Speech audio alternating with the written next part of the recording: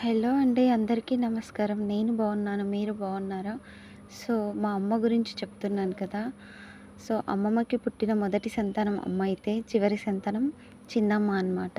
So, వీళ్ళిద్దరి మధ్యలో ముగ్గురు మేనమామలు నాకు.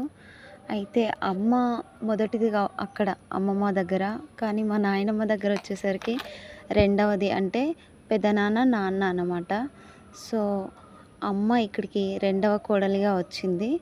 అమ్మకి ఒక బావ, ఇద్దరు మరదళ్ళు. అంటే మా నాన్నకి ఇద్దరు చెల్లెళ్ళు. నాన్న వాళ్ళిద్దరు, తర్వాత ఇద్దరు చెల్లెళ్ళనమాట. అంటే నాకు ఒక పెద్దనాన్న, ఇద్దరు మేనత్తలు అని చెప్పుకోవచ్చు. సో, మా అమ్మ పెళ్ళైనప్పుడు నాకు తెలిసి మా అమ్మమ్మ, తాత ఉండొచ్చు. అండ్ నాయనమ్మ, తాత గూడా ఉన్నారు. కానీ నేను పుట్టేసరికి తాతలిద్దరూ లేరు. ఇంకా ట్వి ట్విస్ట్ ఏంటంటే మా నాన్నగారు గూడా లేరు.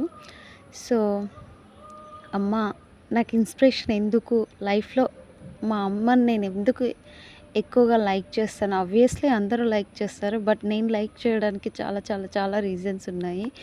సో, నాకు రోజు అనుకుంటాననమాట నాకు ఇన్స్పిరేషన్ మా అమ్మ అని. నేను పెళ్ళికి ముందుకు చాలా సార్లు అనుకున్నాను. పెళ్ళి తర్వాత ఎక్కువ సార్లు అనుకున్నాననమాట.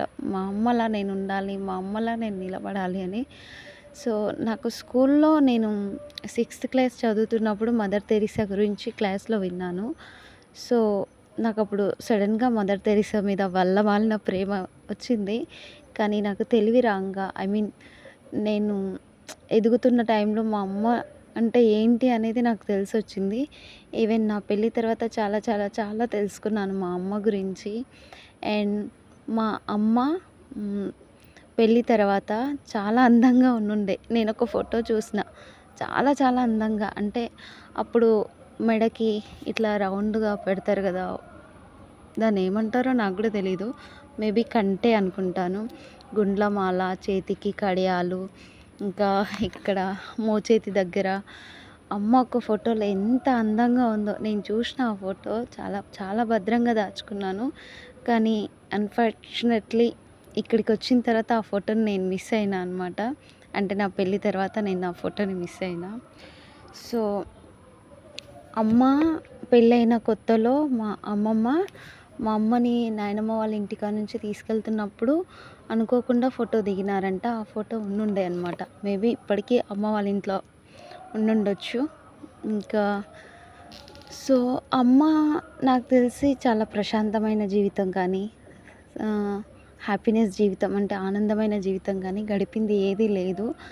సో, అమ్మకు పెళ్ళైన వెంటనే మేబీ అక్క పుట్టింది.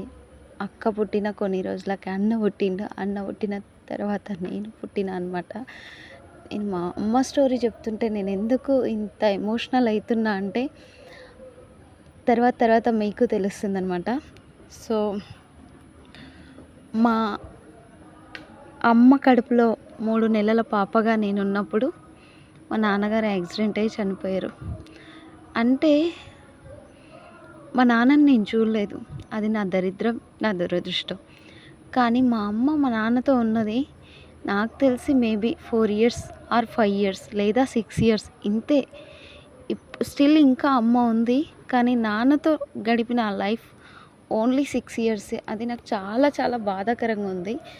ఈ ఈ ఫీల్‌ని నేను ఎప్పుడు ఫీల్ అయినా అంటే సో, నాకు పెళ్ళైన తర్వాత నా కడుపులో నా పెద్ద బాబు పడ్డ తర్వాత అప్పుడు నేను అమ్మ గురించి రియలైజ్ అయినా అనమాట. అప్పటినుంచి ఇప్పటికి నేను అమ్మ గురించి బాధపడుతూ ఉంటాను. Please support me.